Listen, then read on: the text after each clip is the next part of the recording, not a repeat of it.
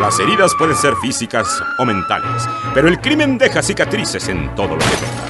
Aunque los factores que lo generan son complejos, este crece cada día como un cáncer que consume a nuestra sociedad. Esto obliga a los agentes de la ley a auxiliarse de métodos científicos modernos, como la psicología y la criminalística. La guerra parece no tener final, pero una cosa es cierta: puedes correr, pero no esconder. Esto es Testigos del Crimen, con Guadalupe Gutiérrez y Roberto Coria. Frecuencia Cero, la otra radio.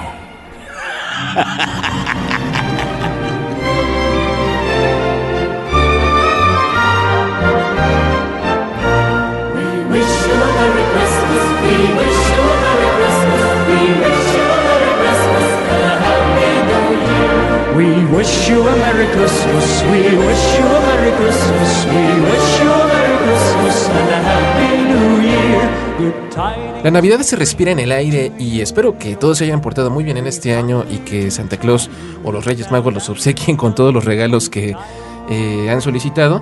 Y pues como un pequeño regalo de Navidad anticipado, he aquí para todos ustedes una nueva emisión de Testigos del Crimen. Estoy en esta mesa con Guadalupe Gutiérrez. ¿Qué tal, Roberto Coria? ¿Cómo te va? Y tenemos en los controles, como siempre, a nuestro querido canciller René Palacios Gaguín, que el día de hoy viste un traje de tweed inglés elegantísimo. René, gracias por todo.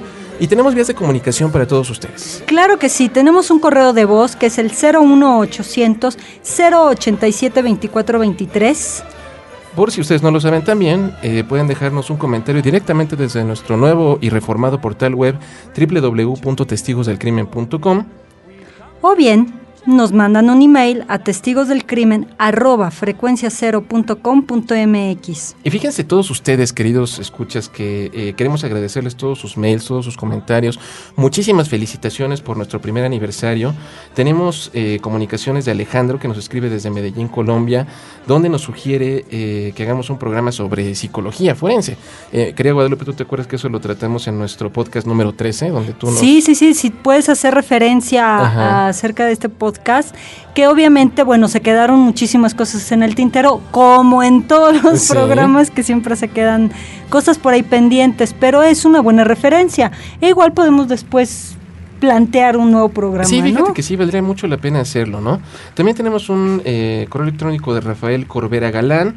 Edgar Hernández de Naucalpan también nos manda muchos saludos. Les agradecemos mucho también a Virginia de los Santos, que nos habla acerca de Jack el Destripador en el cine, y bueno, Francisco Temores, que ya escuchó el podcast acerca de Kemper que tanto nos había pedido. Así es. Y que le gustó además bastante, eso es bueno, ¿no? Ajá. Y nos sugiere él un programa sobre Pedro Alonso López, este asesino, que también lo ponemos en la agenda. José Guerrero nos vuelve a escribir del País Vasco desde el norte de España, donde nos comenta que ya escuchó el programa de Gil de Rey, aquel programa de hematófagos que hicimos en algún momento, y también nos sugiere que hablemos sobre Gilberto Antonio Chamba Jaramillo, alias el monstruo de Machala. También lo tenemos, que fue un violador en la agenda, un asesino que bueno, fue terrible, y bueno, ya estaremos haciendo un programa acerca de él para que todos se enteren de las cosas tan horribles que llegó a hacer con las mujeres. En otras latitudes americanas. Sí. También tenemos un correo electrónico de Fabiola Rosas Valdés desde Puebla. Saludos a todos nuestros amigos poblanos. Sí, y además, bueno, Fabiola nos comenta que escuchando los podcasts le pudo ir dando una cierta orientación a su carrera de leyes, lo cual nos da mucho gusto. Sí, eso es algo que nos enorgullece. Francisco Javier Gachiola Valdés, que es maestro de criminología clínica, él nos comenta que tiene problemas para bajar algunos programas. Querido Francisco Javier, estamos ya resolviendo todos esos problemas en nuestro departamento de soporte técnico. Nuestra querida Sara Susana Cermeño también nos vuelve a escribir, Guadalupe. Sí, no, bueno, a mí me dio mucho gusto recibir noticias de ella. Y Claudia Contreras, que también es una asidua escucha del programa. Gracias a todos ellos. Bueno, pues les agradecemos, y el día de hoy nos vimos como entre la salud y la enfermedad y todas esas cosas raras que de repente nos dan, ¿no? Sí, porque el día de hoy vamos a platicar en general sobre el tema de los médicos asesinos. Obviamente con nuestro respeto y nuestro aprecio por todos aquellos amigos que han elegido el sendero de la medicina, una profesión que pues implica pues una gran nobleza, vaya, nosotros acudimos al médico en nuestras horas más oscuras, ¿no? Buscamos en ellos pues confianza, buscamos apoyo, buscamos recuperar toda nuestra salud y pues definitivamente saludos a todos mis doctores que en esta temporada que he tenido que consultar a muchos. Hoy vamos a dedicar un programa a pues aquellos hombres que han desviado un poco el camino y que pues sus acciones se han convertido en actos terribles, criminales que han conducido incluso al homicidio. Sí, hay muchos motivos. De repente ellos han hablado que era por compasión, ¿no? Esta es, digamos, que una de las causas más grandes que interponen, ¿no? Es que el pobrecito estaba sufriendo. Pero también vamos a ver que de repente han seleccionado ya sean niños o sean ancianos. Hay de repente médicos que si es un anciano no lo salvan. Sí. No hacen más allá de lo necesario. Y cuando llega un niño, bueno, pueden ser verdaderas fieras en la medicina con tal de salvarlo, o viceversa, ¿no? O a veces cuando se trata de mujeres también quedan muy no sé, bajo la tutela de las indicaciones del médico y bueno, a veces no son las adecuadas y llegan a hacer muchísimas cosas. Conocemos las típicas negligencias médicas que me imagino, queridos escuchas, en donde quiera que nos estén oyendo y siguiendo, siempre va a haber, ¿no? Es que el médico no atendió bien a mi mamá, mi papá, mi abuelita, mi hijo, etcétera, ¿no? Claro. O yo me he encontrado con grandes historias como es que lo operaron y le dejaron la gasa adentro. Sí. O sea, ¿cómo se te olvida una gasa? Realmente dices, bueno, a menos que estés bajo mucha presión, ahí está. No, aquí vamos a hablar más allá de la negligencia, así ¿no? Es. Más allá del descuido o no sabía o bueno, hago como que no, aquí ya estamos hablando de aquel que tiene la intención de dañar al paciente, aquel que había prometido defender y salvarle la vida a como diera lugar, ¿no? Efectivamente, y obviamente haciendo la consideración de que no todos los médicos son malos, al igual de que buenos y malos hay en todos lados, hemos insistido muchas veces en este programa, pero efectivamente vamos a hablar acerca de esas acciones terribles que han devenido en conductas criminales. Pero, ¿qué te parece, Guadalupe, si regresamos sobre los motivos y regresamos sobre un caso muy inquietante en particular? Después de esta pausa.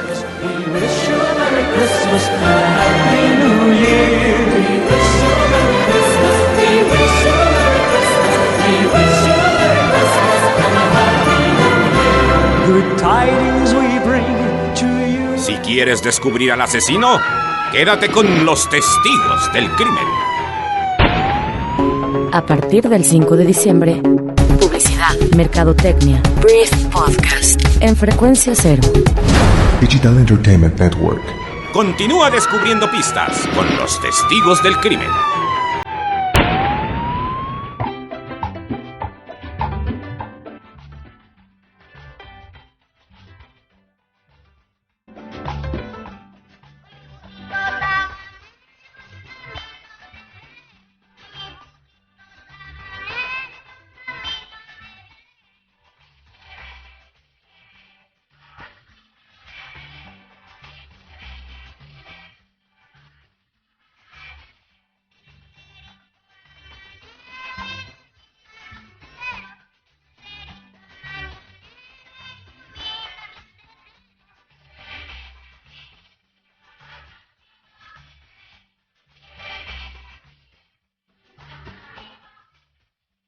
Y ya estamos aquí de regreso en Testigos del Crimen, en donde estamos platicando acerca de los médicos, esta loable profesión, pero que en ocasiones se convierten en terribles homicidas. Efectivamente, yo creo que primero deberemos de mencionar rápidamente cuáles son los motivos que pueden llevar a un médico a este tipo de conductas.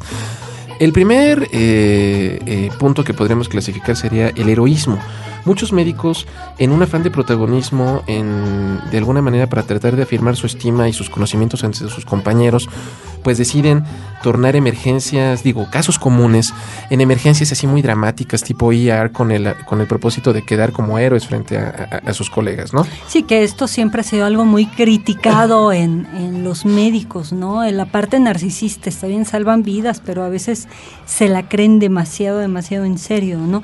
Junto con esto también fíjate que está la compasión malentendida, que es cuando el médico le ofrece como una ayuda asistida al paciente porque lo ve que está sufriendo mucho el pobrecito. Uh-huh. Bueno, pero aquí a veces es asistida, uh-huh, de decir, mira, te doy esta medicina, te subo esta dosis, o si tomas esto y esto puede ser mortal, como una sugerencia para acabar con el sufrimiento. Uh-huh. A veces no lo dicen, ¿verdad? Y lo llevan a cabo. Sí, que aquí esto nos pone en la mesa el tema de la eutanasia, ¿no? Que podría ser otro podcast muy interesante. Otra causa que puede llevar a un médico a delinquir es para encubrir precisamente otro crimen. Esto es cuando por alguna negligencia profesional, cuando pues obviamente han excedido los límites de la ética y mantienen una relación con una paciente y la llegan a embarazar, o cuando desean apoderarse de los bienes de otro, pues ese también podría ser otra causa, ¿no? Claro que sí, igual como la experimentación, que aquí, bueno, cuando hablamos de Joseph Mengele, hablamos de todos estos horrores que llegaba a hacer supuestamente en pro de la ciencia y del avance médico, cosa que era completamente errónea. Claro. Y aquí también se llega a manejar de ese estilo. Una cosa es qué tipo de investigación se está haciendo, qué es lo que se está experimentando y que el paciente acceda, pero en muchos de estos experimentos se les dan los productos sin que ellos lo sepan. Eso también es un abuso y a veces causan hasta la muerte y bueno, pues es que era en pro del experimento y del beneficio. Claro, y finalmente están los motivos patológicos, ¿no? Cuando, por ejemplo, tienen fantasías de poder, fantasías de, no sé, sexuales, por ejemplo, cuando ya hay un mecanismo inconsciente que manipula sus acciones o que proyectan odios o resentimientos hacia cierto tipo de figuras en el paciente, ¿no? Sí, y esto es, bueno, diferente índole y ya tiene que ver con la historia personal que tenga cada médico. Ajá. Que bueno, ya para ser médico es buscar una cierta grandiosidad, ¿no? Claro. Pero, bueno, habrá que ver qué otros motivos ocultos de la persona están tratando de salir a flote. Y fíjate que en este sentido el caso del doctor Harold Frederick Shipman, un hombre que nace el 14 de enero de 1946 en Nottingham, en Inglaterra, el segundo de 3 hijos, un chico que ve morir a su madre, una mujer llamada Vera, de cáncer pulmonar, cuando tiene él 17 años, vaya. Él decide estudiar medicina en la Universidad de Leeds, contrae matrimonio posteriormente, tiene una hija, e inicia una práctica médica en Yorkshire hacia 1974. El año siguiente es sorprendido falsificando recetas para prescribirse él mismo drogas. Él se sabe adicto a estos sustancias.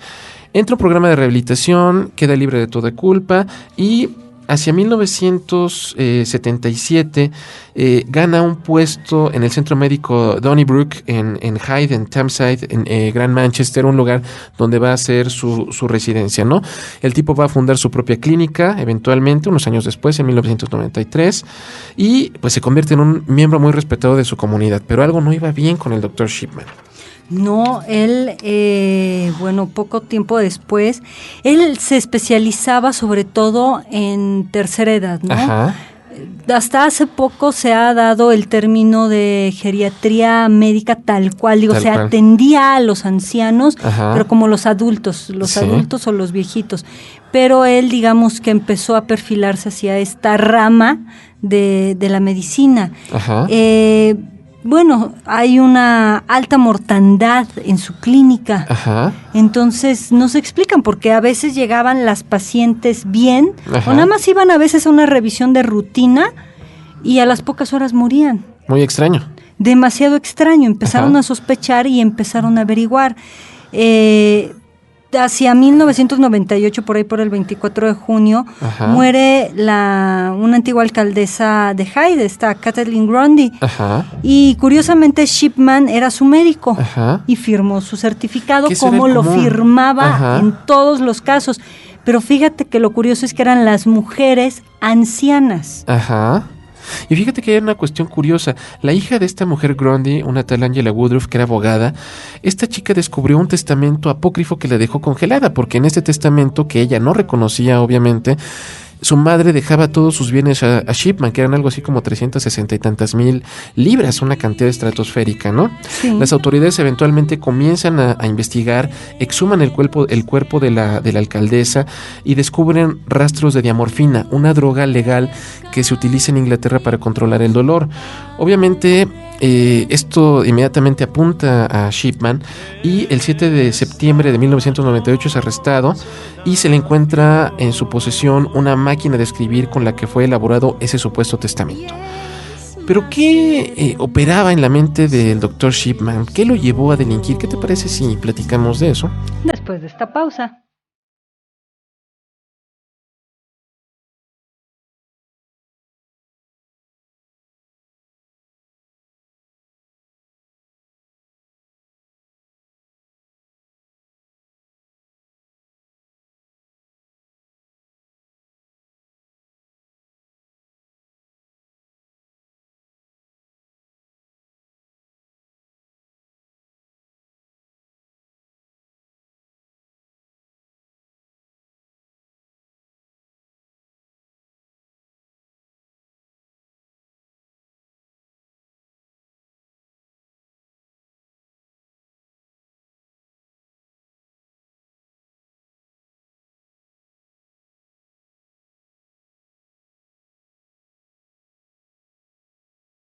Si quieres descubrir al asesino, quédate con los testigos del crimen.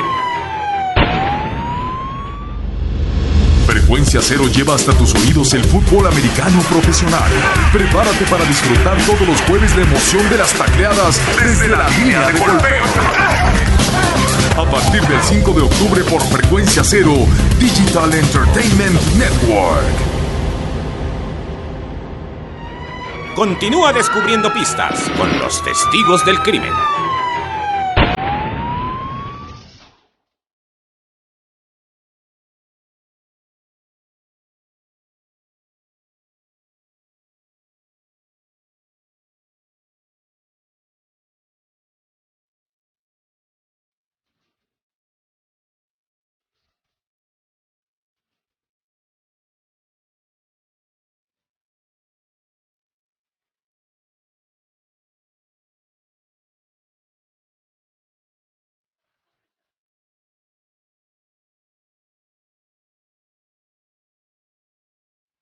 Regresamos a Testigos del Crimen, donde estamos platicando el terrible caso de Harold Shipman, el médico de la muerte. Y pues resulta que el buen doctor fue enjuiciado el 5 de octubre de 1999. Hubo un circo de medios de comunicación. El hombre nunca admitió su culpabilidad, ni aclaró los motivos, ni ofreció más datos al respecto. Eso es algo que siempre llamó la atención. Su esposa Primrose aseguraba que él era el mejor samaritano e insistía en su inocencia. Después de una deliberación de 6 horas aproximadamente en enero del año 2000, es condenado a una cadena perpetua por 15 homicidios. Solamente se pudieron comprobar 15 casos en los cuales él deliberadamente asistió la muerte de estas mujeres de la tercera edad. Pero las cosas tienen un giro inesperado cuando a las 6:20 de la mañana del 13 de enero del 2004, en la víspera de su cumpleaños número 58, el hombre decide escapar por la puerta fácil, se ahorca con sábanas en su celda en el centro penitenciario de Wakefield en West Yorkshire y pues resulta que no se tiene una cuenta precisa de cuántas víctimas cobró Shipman realmente, ¿no?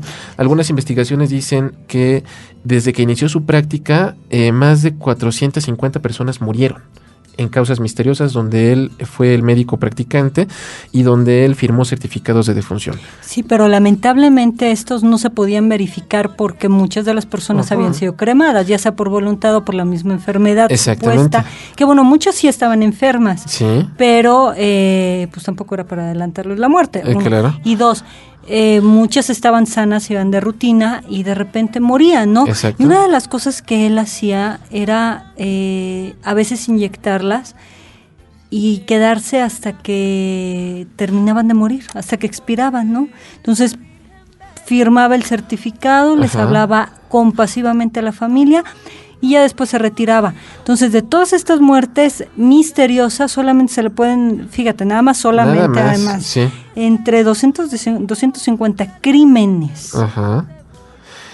Esto lo convierte obviamente en el más prolífico asesino de los anales de Gran Bretaña, ¿no? Pero a mí me causa mucha curiosidad, Guadalupe. ¿Qué ocurre en la mente de este hombre? Vaya, ¿qué motivos pudieron haberlo llevado a delinquir?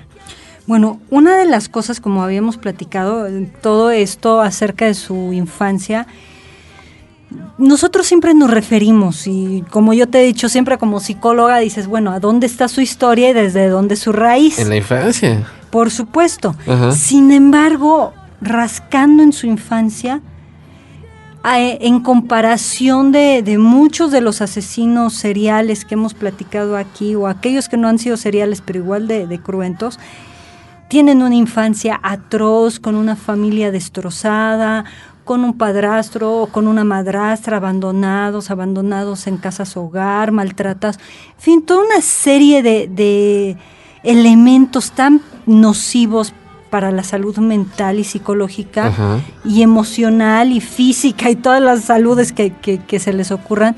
Sin embargo, cuando tú lees la historia de Shipman, que oyes que es una familia integrada de un nivel social y económico bueno, digámoslo así, adecuado, en una Inglaterra que pues no la pasa mal, la puede sobrellevar bastante bien. Es el segundo de 3 hijos. Uh-huh. Aquí podríamos hablar del síndrome del hermano sándwich, ¿no? Uh-huh. De que ni es el mayor ni es el chiquito consentido, pero no es el primogénito, pero qué emoción que tú hayas llegado, pero ya llegó el menor a desbancarte, ¿para dónde me hago? En fin, pero tampoco se le nota tanto, así como que tienes que sobrevivir con tus medios, en fin. Pues no, uh-huh, o sea, una familia tranquila, integrada, o sea, digamos que si le rascamos no hay maltratos, no hay violencia, no hay violaciones. Sin embargo, yo creo que el meollo del asunto está en la muerte de la madre, ¿no? Exactamente. Él lo que hace es que, bueno, la madre enferma de cáncer, como todos sabemos, el cáncer es algo terrible, muy doloroso, es algo muy terrible, es algo que va desgastando el cuerpo internamente, externamente, el alma también, digamos, si lo podemos decir, pero no solamente la del enfermo, sino también la gente que lo rodea. Y en este caso, bueno, Shipman era un chico tímido, era alguien uh-huh, tranquilo, apegado a la familia, apegado a mamá. Claro. ¿Sí? Entonces ve morir a mamá. Y dentro de las hipótesis que se nos ocurren es que obviamente los médicos siempre estuvieron muy presentes. Cuando hay una enfermedad uh-huh, tan dañina y progresiva como el cáncer, el médico es alguien demasiado presente en la vida de la familia. Claro. Entonces, estando presente en esta vida y en donde él ve morir a su madre, ya grande, digámoslo, ¿no?, y enferma. Y luego las circunstancias, por ejemplo, ¿no? En el 63 que murió la madre, la ciencia médica no estaba tan avanzada como hoy en día para tratar esta enfermedad. No, y recordemos que también uno de los medicamentos que se usan en este tiempo del 63 es la morfina. Uh-huh. Sí, sí. Entonces, cuando ya el paciente estaba muy mal, hasta la actualidad se sigue usando, ¿no? O sea, es un medicamento controlado, que muchos lo usan para drogarse, alterarse, etcétera, es otra cosa. Uh-huh. Pero tal cual como un analgésico para anestesiar y todo era necesario. Sí. Entonces, ¿cuántas dosis de morfina no habrá visto este pequeño uh-huh, que le hayan puesto a la mamá? Vamos a plantear una hipótesis, Roberto, uh-huh, que en esto él haya creado la idea precisamente que a través de esa medicina estaban curando a mamá, pero a la vez la estaban matando. Exacto. ¿Por qué? Porque cada vez más se acercaba a la muerte. Ajá. Era algo inevitable. Claro. Era algo que ni los médicos ni él podían lograrlo. ¿Qué hace él? Es médico de grande, se identifica con estos médicos que cuidaron y salvaron la vida a mamá, pero también, en una hipótesis, es quienes le quitaron la vida a su mamá con tanta inyección. Entonces, ¿qué hacía él? Mataba a puras ancianas, puras personas arriba de 55, 60 años, ¿sí? Les aplicaba dimorfina, uh-huh, como este analgésico precisamente demasiado, bueno, ya es 2, entonces dimorfina. Es entonces, el doble de la dosis. Exacto. ¿Sí? Entonces, ¿qué es lo que él está haciendo? Repitiendo por 500 ocasiones Está recreando de manera ritual la muerte de la madre. Exactamente, claro. Y eso es el trasfondo y la parte en donde por eso se veía como el Dios glorioso, todopoderoso, en donde Él iba a salvar vidas, pero también les iba a dar paz. Sí. Como se la dieron a mamá, pero él quedó también muy dolido porque a fin de cuentas se quedó sin su mamá. Por eso la esposa pues no puede creer todas estas... Porque no era algo violento. No, en Las absoluto. inyectaba, dejaban de respirar, entraban en un coma, digámoslo así, y se morían. Pero ¿qué pasa en el caso, ¿No? por ejemplo, de la alcaldesa, ¿no? El tipo falsificó un testamento para obtener un beneficio económico. Bueno, aquí ya estamos hablando de ya es psicopatía, obviamente, pero además de esta otra parte, si mal no recuerdo, no fue a la única que le timó dinero. Utilizó estratagemas para quedarse con joyas. De hecho, en el garage de la familia Shipman encontraron un gran lote de joyas. Lo irónico es que únicamente identificaron un anillo de diamante o de platino, no me acuerdo, que le pertenecía a una de sus víctimas. Las otras fueron devueltas a la señora Shipman porque no se pudo acreditar que el hombre las hubiera robado o que las hubiera obtenido con engaños, pero queda la duda y queda la posibilidad de que efectivamente desde hace bastantes años hubiera estado lucrando también con bienes de las personas. Y además son trofeos. Recordemos que todos los asesinos, bueno, no todos, pero sí la mayoría se llevan trofeos. Y además, si lo estamos asociando con la muerte de la mamá, que es por lo regular, cuando un familiar tan cercano como tu madre se muere, deja una herencia. Claro. Entonces, chico, al momento de recrear, bueno, ya no era chico, ya un señor, un bigardón, ¿no? Y aparte de todo, el hombre me llama mucho la atención en las fotografías que tenemos y que ustedes pueden observar en nuestra página web. El hombre tenía un aspecto muy bondadoso, una mirada muy tranquila, pequeño, muy apacible, barboncito, de lentes. O sea, era el médico en quien tú fácilmente depositarías tu confianza. Claro, y le llevas a tu mamá, a tu hija o a quien sea, ¿no? Claro, tranquilamente. Ahí los caballeros tenían muchas ventajas porque no mató hombres. Sí, gracias. Entonces, y beneficio para todos nosotros, ¿no? Estas diferencias de género, caray, es algo terrible, pero... Ventajoso en algunos casos. Sí. Sí. Pero lamentablemente, bueno, esto fue lo que hizo en una forma muy silenciosa. Fue todo un psicópata recreando la muerte de su mamá, quizá intentando, recordemos, en la compulsión a la repetición, lo vuelvo a intentar y lo vuelvo a intentar porque ahora sí me va a salir, o ahora sí se va a solucionar, o ahora sí va a ser diferente, ¿sí? Y pues, nunca lo fue. No, pues un caso terrible, sin lugar a dudas, y por el momento tenemos que cerrar el expediente Guadalupe de Harold Shipman. El tiempo se ha agotado y pues nos despedimos agradeciendo la compañía de todos ustedes. Estuvimos con ustedes, Guadalupe Gutiérrez y Roberto Coria, testigos del crimen.